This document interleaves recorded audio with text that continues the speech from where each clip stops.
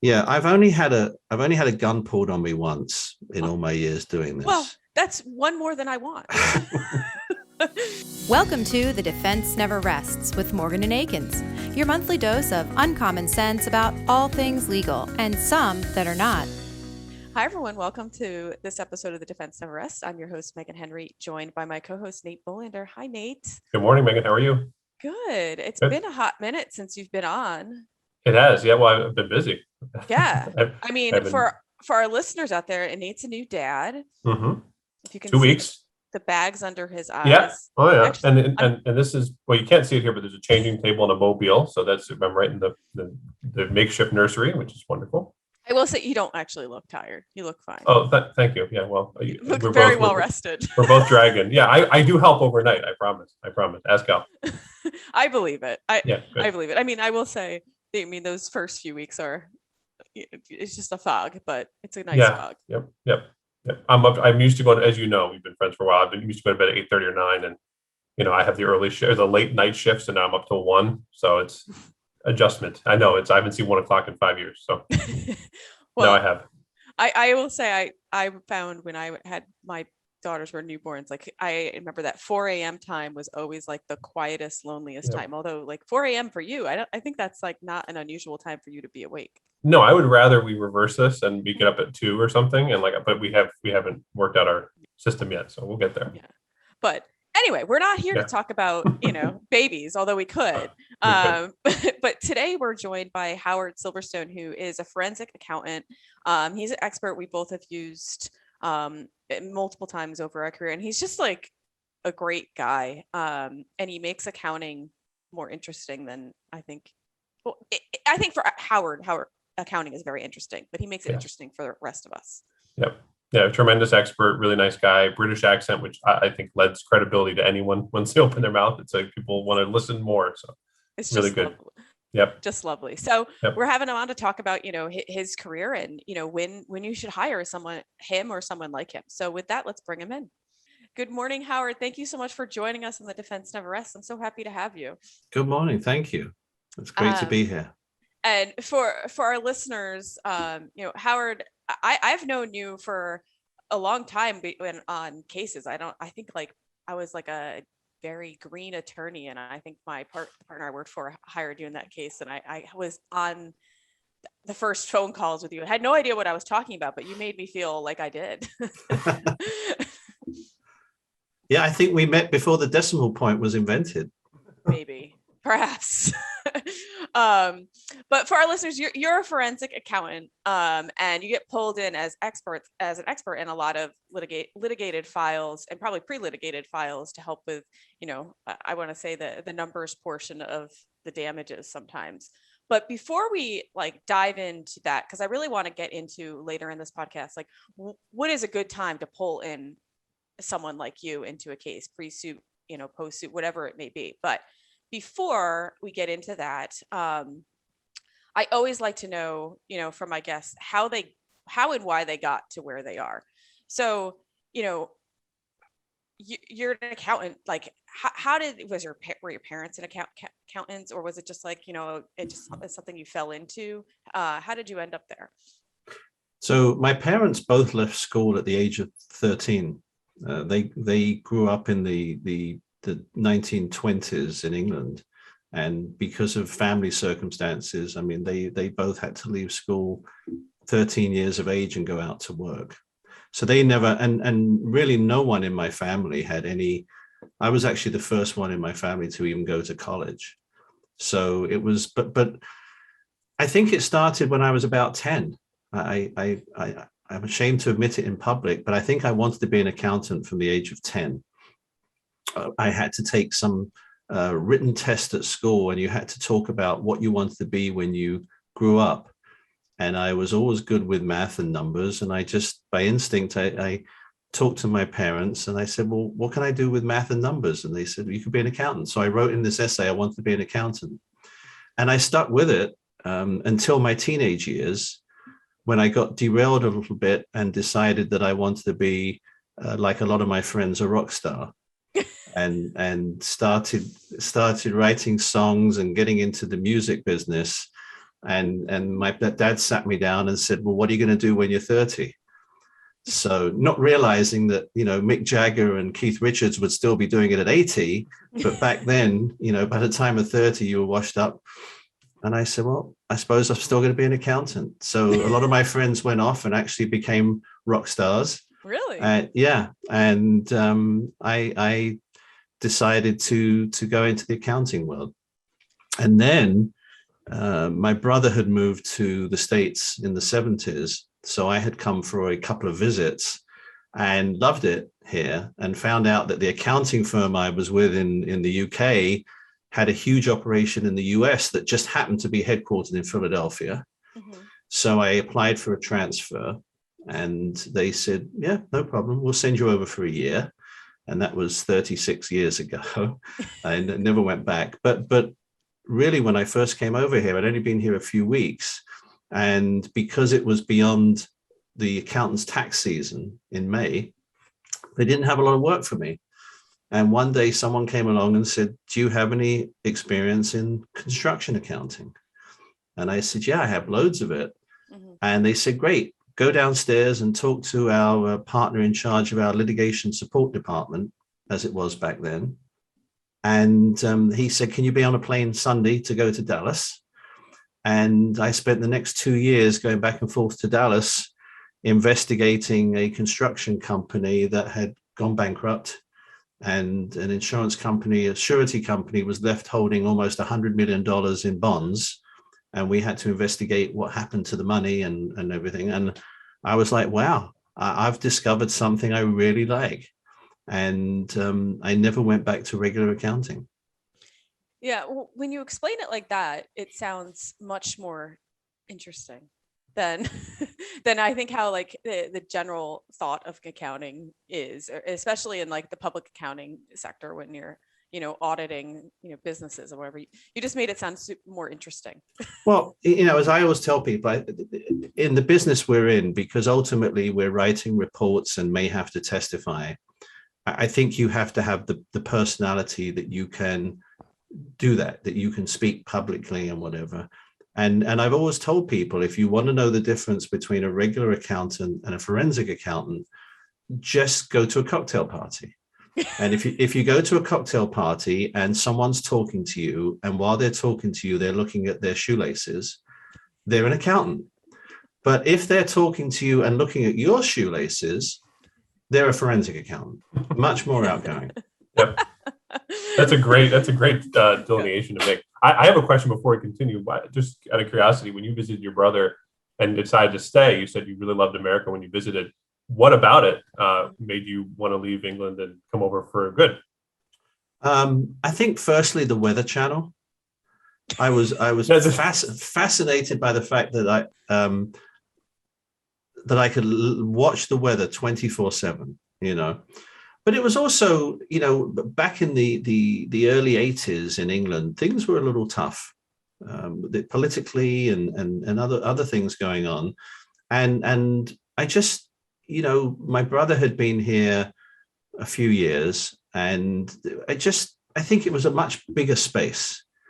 You've got Britain with 60 million people, and with a land size about the same as Wisconsin. And then you have this country. And at the time, he was living in Old City, Philadelphia, and it was just the early to mid 80s. It was just a lot of stuff going on, and I think it was just a challenge. I was just looking for a new challenge. And did you find when you transitioned from the London office of your accounting firm to the Philadelphia office, how was the culture different? So part of the reason why they agreed for me to come over here is we had a lot of clients in the UK who either had subsidiaries or parent companies based in the US. So I was often on phone calls with people in the US discussing different clients. So I was already used to the culture. And as you know, or you may know, in the accounting world, debits are on the left and credits are on the right. And unlike cars, which are on different sides of the road, debits and credits are on the same side in this country as they are in the UK. So it wasn't a difficult transition. The biggest transition really was understanding the American accounting standards. And that's what, that's why you have additional education and I just spent going to a lot of classes and understanding it. Yeah. So when you started working on the one project and you started getting involved in the forensic accounting, what was your progression after that?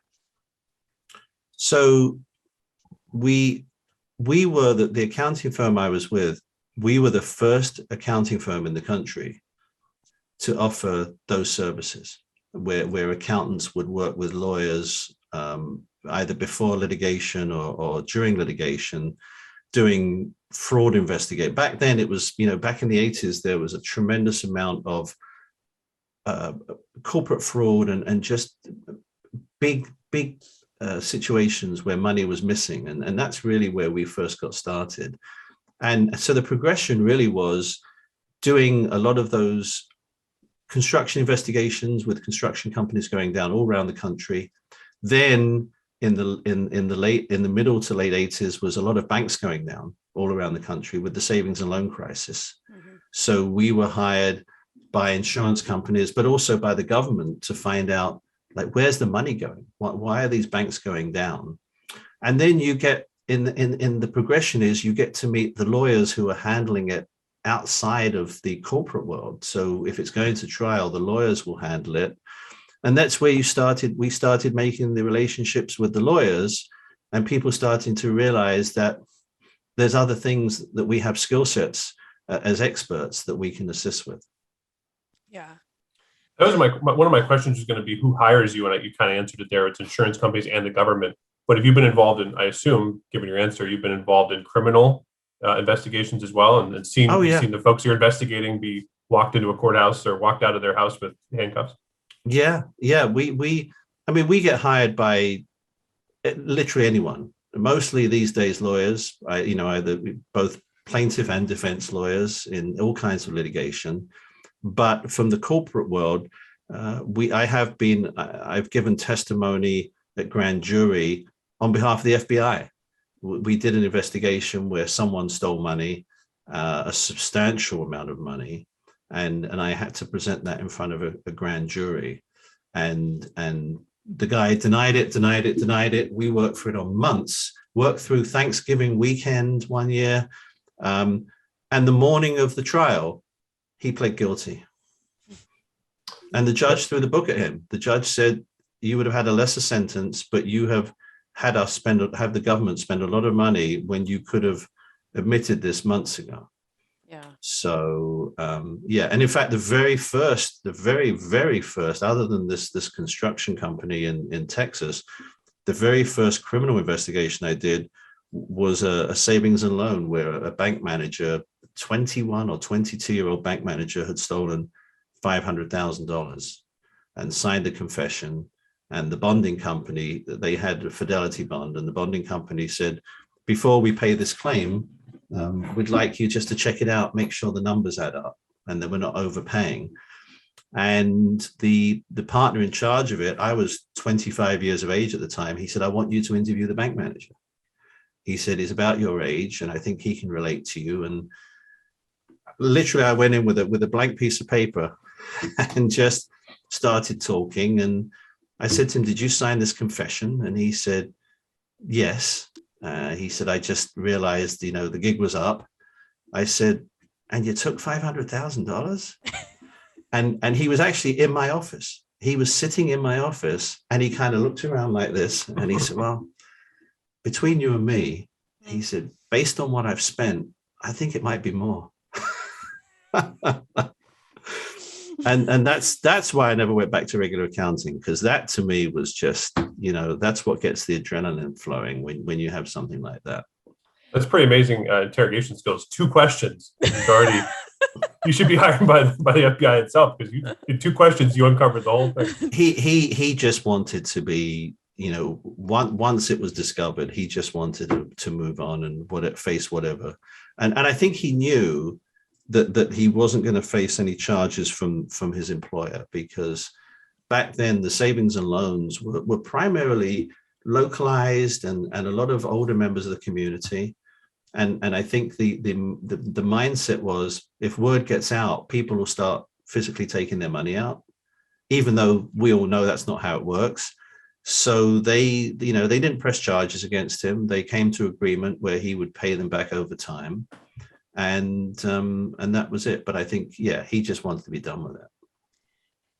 Now, when you're involved in the criminal cases, like, did you ever feel like nervous in the sense that you're like going against people who are, committing fraud or, willingly committing crimes? Like, I just always think about like prosecutors and how sometimes they might feel like uneasy, be like, these people might find out where I live and hunt me down and do terrible things to my house or me or my family. Yeah, I've only had a gun pulled on me once in all my years doing this. Well, that's one more than I want. And we were there was a bonding company, a bail bond company that was being taken over, and we were asked to investigate what was going on at the bail bond company, because it was felt that they were not producing all the information they should. And once again, I got picked on because of my youth at the time and because I had a British accent. And the partner came in and he said, I want you to go up to, I think it was North Jersey, and meet with these people. He said, I would just tell you, they've thrown 3 other people out, but we got to get this done. And I walked in and I sat down and I said to the owner, I said, all I need to know is how your accounting system works and everything. And at that point, she reached into her drawer and she took a gun out and put it on the desk. And she said, I've just about had it. And she said, I don't think you people understand. You're not going to get any information. And I looked at her and I said, I'm just doing, what I've been told to do to get this. And she leaned forward. She said, wait a minute, where are you from? And I said, I'm from London. And she said, what part of London? And I told her. The next thing, she picks up the phone and she calls her son, who worked in the business. She said, get in my office. He comes in the office and she said, he's from where your grandfather was from. And we start talking, and she looks at him and she said, show him where the ledger is and see what he needs. And that was it. She put the gun away, and I pulled the British card. You're magical. A couple questions in the accent combined, and you solve everything. It's amazing. Yeah, that's why I've been here 36 years. I was only supposed to be a year. Well, I will say, I think having a British accent allows you to deliver bad news and it sounding not so bad. Do you find that sometimes you're put in the situation like, go have Howard deliver the news, because it just doesn't hurt as much? Yeah. Well, it's funny because I have a desk calendar, and it's a quote each day is a different quote. And I kept this from yesterday because I just thought this was, it's funny you should ask this question, because I had it sitting here. It says, advice is what we ask for when we already know the answer, but wish we didn't. And somehow somehow as a forensic accountant with a British accent, I've been able to give people the answers they didn't want, but they accept them. And that's how it works. Now, I want to, before we jump into the heart of this, because I don't want to run out of time and forget about it. Before we got on, you had your before your video turned on, you have a picture of you and Prince William. And I can't, that one. Explain it, please, for us. We all want to know. So for the past 30 years or so, I have been volunteering my time in the Philadelphia region for the British American Business Council. And the British American Business Council is a conduit for British business to promote itself in the US. So if you come over here as a British business and you want more exposure, there's a number of ways of doing it, obviously through the British government, through the Consul General's office in New York, who are really the advocates for British business in the US. but we have the British American Business Council in this region, where we have social events, networking events, all kinds of fundraising events to really help get British business exposure in this country. And based on that, I was given the award of being made a member of the British Empire by Her Majesty the Queen. In her, she does it twice a year. The New Year's, they call it the New Year's Honours List, and then in June it's her birthday, the Queen's birthday Honours List, and I received that back in 2018. That's and amazing. she has delegated a lot of these types of things to Prince Charles and Prince William. And on the day that I was invited with my family to go to Buckingham Palace, Prince William was doing the honors. So for those of us who haven't been to Buckingham Palace, which I think is, I'm going to say probably everyone who listens to this, like, what is the feeling when you're walking in? I mean, it has to feel so surreal. You unbeknownst to me, there and to my family, there are hidden cameras throughout the palace, and they're actually videoing you during it. And it's a bit like going on a Disney tour, because at the end of it, you can actually buy the video and the pictures, which we did. And yeah. you just the whole video, I'm looking like, and you can see me going, because it is the greatest collection of artwork and furniture you've ever seen. But more than that is, for me, having been born and grown up there, it's the history that goes with it. And just, it was just an incredible experience. And he knew why I was there. He was asking me all questions about the British Business Council and the folks in New York that I work with. And he had been well briefed. But it's just, I think, awestruck or awesome is really how you describe it. Yeah, and I mean, I think that's just talking about being starstruck in a way, because I mean, this is it's just a huge figure, and then you're in this iconic place that, like, how you describe walking through there is exactly how I would imagine. Like, I don't think I'd be able to put words together. Yeah, and just one quick thing: the greatest thrill we had was coming out of our hotel and hailing a cab, a London taxi, and saying to the driver, "Buckingham Palace, please." And then giving him this VIP thing to put in his windshield, which allowed us, they don't allow you to pull up by the gates there for obvious reasons. The police saw him and they're like, and just being able to pull up outside the gates. And then you get out, I was dressed in a morning suit, with the long tails and everything. And my family were all nicely dressed. And there's all these tourists videoing, like, who are these people? An accountant from Philadelphia. That's right. Yeah. Like, That's incredible. if it would have been great if in that scene you could just take all that pull that Philadelphia accent out and just say something to the people. Like, that's right. Well, just one quick aside from it, at the end of it, when you come out and you've got your medal and everything, they take official photographs. So we were standing in line, and the gentleman behind us heard my wife and kids talking and heard their American accents. And he said, "Oh, where are you from?" And my wife said, "Well, my husband's from here, but we're from New Jersey." And he said, "Cherry Hill?"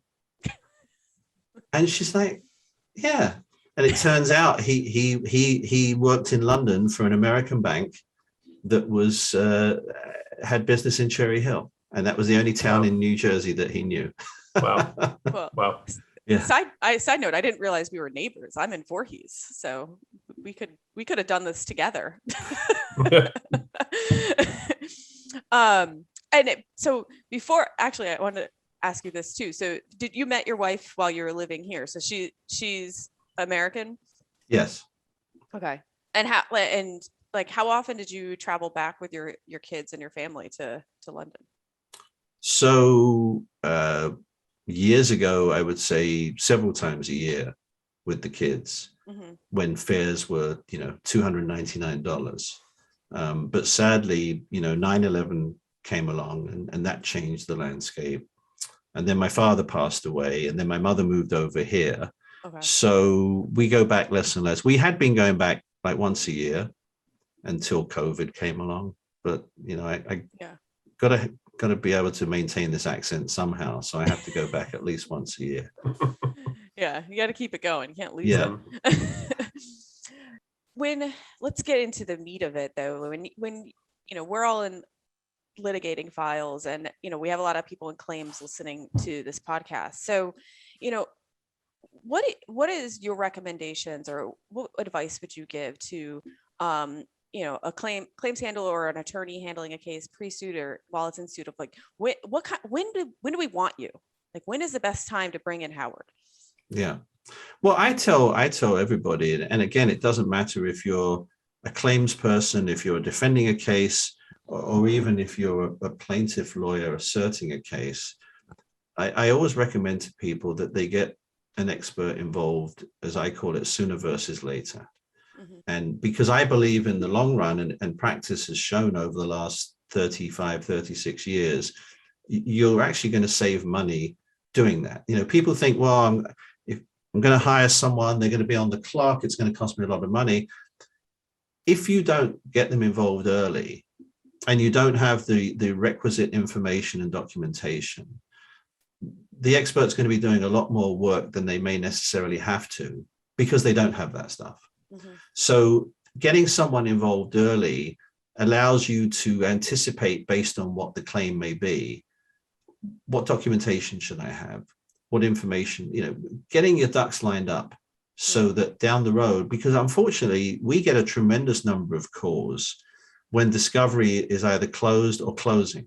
Mm-hmm. And the most frustrating thing is when a deposition has been taken and we haven't been involved, and you read 300 pages of a deposition, and nowhere in there have they been asked any questions related to their finances. Yeah. And conversely, if I'm working with someone who's asserting a claim, it's frustrating when I say to the claimant, well, let me have your W-2s and tax returns. Well, I'm not sure where they are. I'm going to have to find them. As opposed to if you get involved early and you say to the lawyer, listen, before I interview your client, I'm going to need them to have their tax returns, their W-2s. I don't want to interview them till they have that information, because it's going to save you a lot of time and money. So really it's anticipating based, and it's any kind of case, even an internal investigation. If someone says, I think someone in my company is stealing money, the earlier you get in, the better, before they've had a chance to maybe destroy any of the information, especially now with so much records being kept electronically, they could have access to things that they shouldn't have. Yeah. But sorry, go ahead, Megan. I was gonna say, I'm always surprised when I let experts know, I need to retain you, whether it's on the phone or over email. The first question that's asked is, when's discovery close? That's always the first question.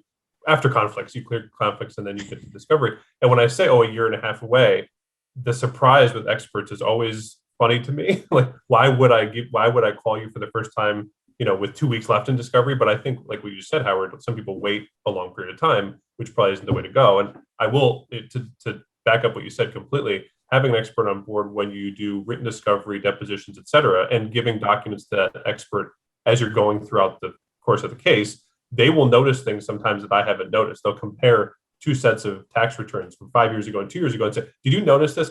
And to be quite frank, I hadn't noticed that piece of minutia, but it really matters. And let's go back and issue some supplemental discovery. So I completely agree that if you know you need a forensic economist, do not wait until you get their tax returns on the eve of the discovery ending.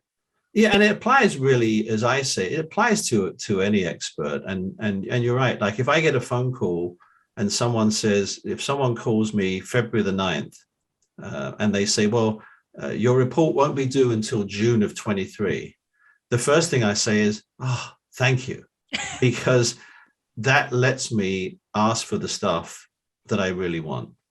Yeah. And again, I've had plenty of claimants where I've sat down with them and they don't have their stuff together. And the same thing when I'm working with someone that's already had a claim asserted against them, and I'll say, well, did you ask for this? Oh no, I'm not sure. I didn't think that was important. If you know that there's a financial or economic loss being made, then the thing I always recommend is, you know, that there should be financial documents that go along with that. Whether if it's an individual, you know, tax returns, W-2s, employment records. If it's a company, the business tax returns. In this day and age, I will tell you, I've got a tremendous number of cases where we get the QuickBooks records, backed up QuickBooks records on, it used to be disk. Remember CDs? Remember when people used to send CDs out? Now it's, if we're lucky, it's on a flash drive. Or if not, they might do it in a share file, which is a lot more difficult. But you know, that's what you need, and it's imperative if you are looking at a financial claim, that you have asked for this financial information during the period of time that you can do it. Because once discovery is closed, as you know, you can't get it, and then it's really the least amount of occasions where you can have an expert using statistics because they don't have the actual information, and use corroborating actual data, then the better it's going to be, especially if you have to go into a courtroom and explain it to a jury. Because there are three of us on this screen, and each of us has our own history of work, our own history of earnings. So why should we apply statistics to any of us when each of us here has a history of earnings? Instead of saying, well, I didn't have that information, so I just had to get the average earnings for a lawyer in the Philadelphia area, as opposed to what that person was actually doing. And that's really key. Oh, for sure. Because, you know, we handle a lot of cases, and it's sad. We do handle a lot of cases involving babies and children. And in those cases, to a greater extent, you do have to use statistics, because from an earnings standpoint, they haven't reached that point. But you know, it's very frustrating as an expert when you have someone who's 40 years of age and you're forced to use statistics for their earnings, as opposed to, now, if they've changed careers and whatever, you know, there's different ways of doing it, but you really have to, dig in and get as much information as you can up front. Now, how do you keep it interesting for, especially in front of a jury? Because, you know, people like glaze over when it comes to a lot of experts when they testify, the doctors or whatever, because it just, you see it in the jury, like they just kind of sometimes can check out. So, you know, when you're on there testifying, I mean, you have to get the information out there, but you have to do it so they're actually listening to it. So how do you keep it interesting? You have to keep it simple, because if you start getting into using jargon and language which is used in your own industry to people who are in a jury who don't know that or understand that, you're immediately going to lose them. Yeah. And you know, I was testifying in a case recently. I get involved, as I mentioned, I get involved in a lot of like construction disputes, and we do a lot of subrogation work where claims have been paid and then those claims are subrogated, and you're talking about some kind of catastrophe, a fire, flood, or whatever. And so I end up testifying after the engineers do. And a great engineering expert, and I've worked with a lot of great engineering experts, they're able to discuss the tolerance of metal to heat to a certain point where a jury will understand it. And they put it in everyday terms. And that's what you have to do as an accountant. So you explain to a jury, for a wage earner, they all know what a W-2 is because they all get one at the end of the year. They all know that they have to fill out a tax return. So you have to explain that, you know, the claimant is 40 years old, and I would have expected to see that they have tax returns and W-2s from their employer. And you see the jury, you know, they're nodding. When you get into some of the more technical areas like work life and what age someone may work to, then again, you have to explain it. You have to explain, for example, that, you know, anybody in a given year could die. Anybody in a given year may choose not to work. Anybody in a given year may be unemployed. you just have to kind of take it through that process. And we do have a way of presenting, when we do those kinds of losses, we do have a way of presenting it. Explaining to a grand jury of, I think there were 25 people, how someone stole $750,000 from the Treasury Department of the company he worked for was a bit trickier because you had to go back to explain how the cash was accounted for and how the cash was put into bags and how the cash was taken out and who signed off. So I had to go very systematically through that. And what I love about doing this in front of a jury is when you see nodding heads or you see people making eye contact with you, you know that they get it. Yeah. And you're always going to have the juror number 6 who's just off in space because they're just not, they've checked out anyway, but you have to find a way of just really explaining it in everyday terms that anyone can understand. Yeah, and in reality, you don't need every single juror to listen. You just need some, and then when they get back there, the ones who listen are going to hopefully, I guess the hope is, explain it to the others or fill in the gaps. Yeah, and I was very fortunate. A lot of people don't like jury service or jury duty, and I've had it a number of times, but I was picked on a jury one time, and it was a criminal trial, and they told me it was a one-day trial, which it was. It was a one-day trial, but it took us three days to basically end up being a hung jury anyway because we couldn't agree. But it was great to actually be on a jury and see how jurors think. Yeah. And in fact, during the voir dire of the jury, the judge, I was the last one to be seated, and the judge asked me what I did for a living, and I told him, and both lawyers were like, okay, because they both knew that having someone that understood what a jury is might be able to help, and it was a great experience. When you talk about explaining really complex economic issues to a jury and trying to do it in a really nice explanation way, what about the rise of cryptocurrencies? I always think about that, and with digital currencies, A, do you have cases that involve that? B, do you have specialists that in the field that deal with that? And C, how do you explain the blockchain to a jury, taking it from cash to something that's less tangible? Yeah, or me. Yeah. Well, or anyone, yeah. Yeah, we haven't actually handled any of those cases yet, but I have a couple of colleagues who have done a couple of presentations on blockchain and cryptocurrency, and they really, and they've done it to peer groups, to other CPAs, but they've also done it to members of the legal community, and you need that's where you need a visual, and that's one of the things also when you're testifying as an expert. Visual aids are very important, and they can also be detrimental because you can create a visual aid that's so confusing that you just lose people. But if you have a visual aid that basically shows how blockchain works, that it's really just a more sophisticated accounting system or general ledger. It's like a general ledger in the crypto world. Mm-hmm. But yeah, cryptocurrency. I just saw the other day that I think it's Tesla is allowing people to pay for their cars now using cryptocurrency.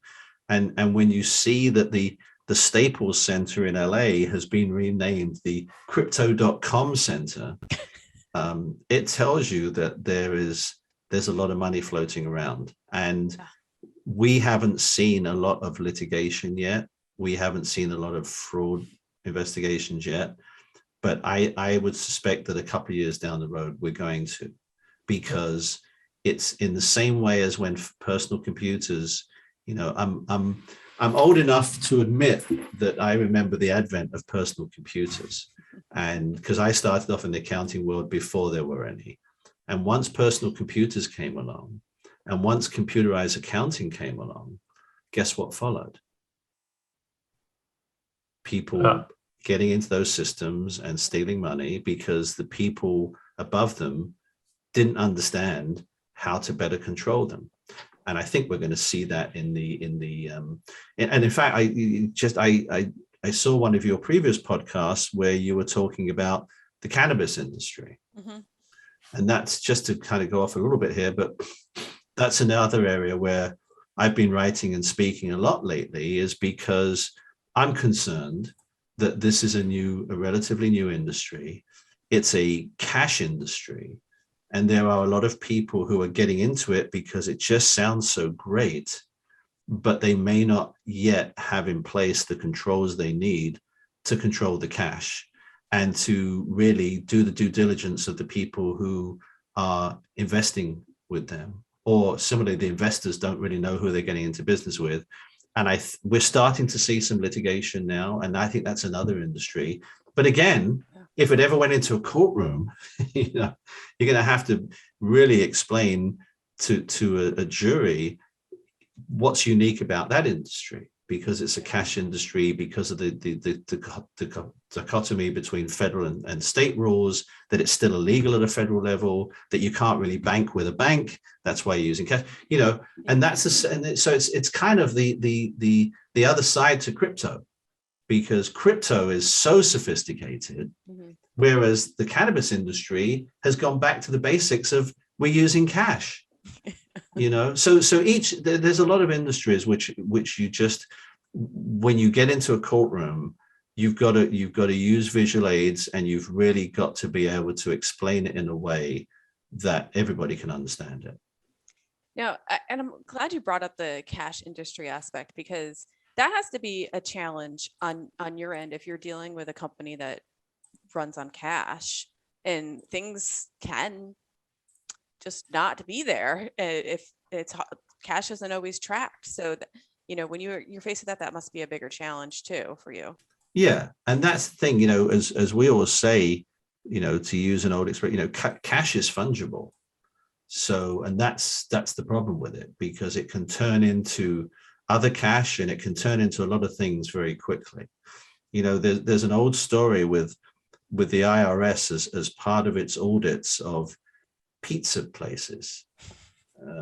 What they used to do was they used to count the pizza boxes, and they would say, okay, you bought 200 pizza boxes and you got 20 left. And so you've used 180 pizza boxes, and the average pizza is $10. And therefore you should have $1,800 of income, but you only showed 400, and they would assess people based on that. Mm-hmm. And that's, and that's another thing is, so you really have to, again, and this comes back to about asking for information up front and getting someone involved as quickly as possible, because the more records you could get of a business to understand how that business operates and where they should be from a cash basis, and then looking where they are, will tell you whether or not there's a possibility that cash has gone missing. Yeah. We got a call years ago from a lawyer. He said, can you get over to my office? We were right across the street. He said, can you be over in my office in like 5 minutes? I have a client here with a problem. Ran across the street, and his client said, I'm $1 million has gone missing, and I have a CPA, and I think he's taken it. So I, again, sat down as we always do with a blank piece of paper. And it turned out the guy had 3 different accounting systems. He had one accounting system for his expenses and payables. He had one system for his billing and receivables, and he had another system for his expenses. And he was relying on people in the accounting department to pull all this information together. And they had literally made this huge administrative mistake. And the $1 million was in his bank account, and he just didn't know it. Huh. And I never forget, I said to him, I got good news and bad news. I said, the good news is you're not missing $1 million.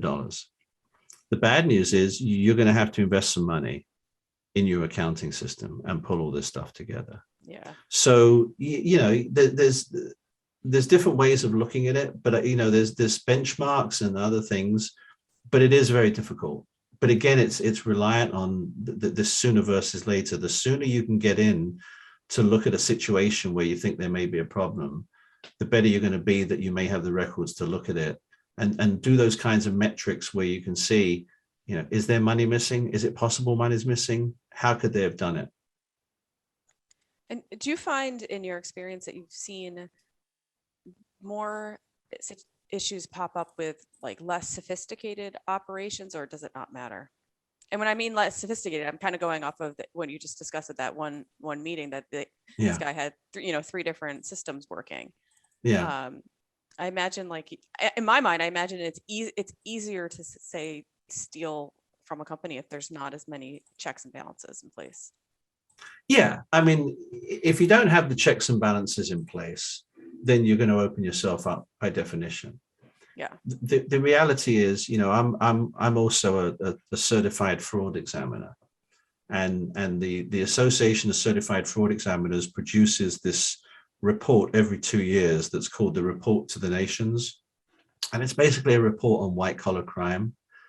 And the one thing that is consistent every 2 years, ever since this has been done, is, and even now in 2022, is that over 50% of internal frauds are discovered by accident or tip.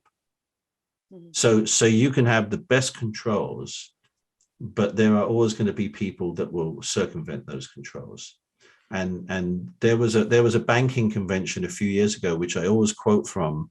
The head of MasterCard admitted that it was always going to be an issue. And she said at the time, we're building 10-foot walls, but the bad guys are building 11-foot ladders. Yeah. And it's so, yeah, look, the reality is the more controls you have in place, you're going to give yourself a better chance of preventing fraud and those things from happening. But you can never sit back and say we have the perfect system, because no one has the perfect system. Well, yeah, one of the things. Sorry, Ben, go ahead. No, go ahead. One of the things I definitely wanted to ask you, Howard, and I certainly hope I don't overstep, and I don't think I am, but we'll see. Is that the connotation of experts, because you're retained and hired by one side or the other of the caption, is that and I don't think this, but this is what people say: hired gun, or a lot of people only work for one side. I'm only a defense or only a plaintiff side expert. You do both. I will say, in full disclosure, we work together. I find you to be super objective, but I think a lot of times people say, well, listen, it's the battle of the experts, and they'll just say whatever you want them to say. You're paying their bills. You'll call them up and you'll say, I want the report to say X, and P.S., please quote me and put it in your report. I've never had that happen. Every expert I've ever said, can this be opined, or do you think this happened? They've said no, or they'll give me pushback if they don't agree with it, because they have to testify to it later and put their name on it. Yeah. What do you say to people who are listening to this that say, well, you're being paid by one side or the other. You want their business again. You want to make them happy. So clearly you're just a hired gun in that sense. What do you say to those people? Right. So if you look at our website, the first thing you see on our website is we are not advocates for our clients. We are advocates for our own opinion. Mm-hmm. And that's made very clear up front with our clients, that you may be hiring us and you or your client may be paying our bill, but that does not mean you're paying us to tell you. Again, comes back to this quote here: advice is what we ask for when we already know the answer, but we wish we didn't, right? Yeah. So I'm not trying to give you any other answer than what I believe the answer should be. And for those of us, especially in this Philadelphia area, there are many experts who have been doing this for a long time. And none of us have been able to sustain that longevity by being advocates for our clients. We all have to be objective. And the advantage of working with a plaintiff and working with a defendant, working with the government, working against the government. We have a lot of clients. We do a lot of work defending people who are accused of white collar crime. We have a lot of people, we're defending a lot of people who have had actions brought against them by the IRS, because that gives us the best way of looking things objectively, that we know what it takes to put a claim together and for that claim to stand up in a court of law, in the same way that, people say, well, it's much easier to defend because all you do is you just pick holes in the other expert. Well, no, I mean, you have to have the experience to know what those holes may be. You also have to have the experience to know when you're doing your own case, what another expert may say about what you've done. And so, years ago, when I first got involved in this business and we were in a relatively new industry, it was always a question in deposition or trial. Well, isn't it true that the defendant's paying your fees? And I don't remember actually the last time I was asked that question, because I think it's the industry has matured to a point where it's just not worth asking, because you know what, your expert, if you ask that of the other expert, that's going to be asked of your expert. Yeah. And I think you don't stay in this business as long as any of us have by giving people the answers that they're paying you to give them. You're just as when I was an auditor, even though our fees were paid by the client, I had a lot of angry clients when they're like, I thought our company made more money last year. I'm like, yeah, but you spent a lot more money than came in. They didn't always like the answer. But as an auditor, again, you have to be independent. And that's what I grew up with. Being an auditor, I grew up with that level of independence. So transferring that to being an expert was not a difficult step, because I was never an advocate for my clients, even as an auditor. And I mean, I think that really speaks to your integrity too, and why, that's why we like to work with you. That's why plaintiffs' attorneys like to work with you. Everyone wants to work with you because you stand by what you do, and you're not going to you're not an advocate. Correct.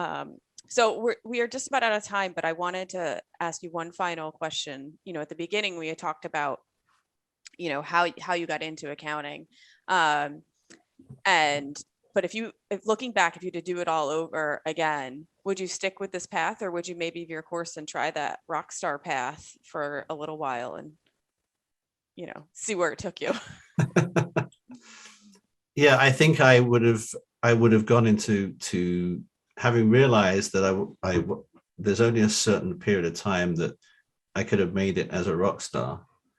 Then I would have gone into music management. In fact, the first accounting firm I worked with in London, the reason I chose that firm, and fortunately they chose me, was because they represented a lot of talent in the music industry, and I got to meet a lot of those people and do their accounts and whatever.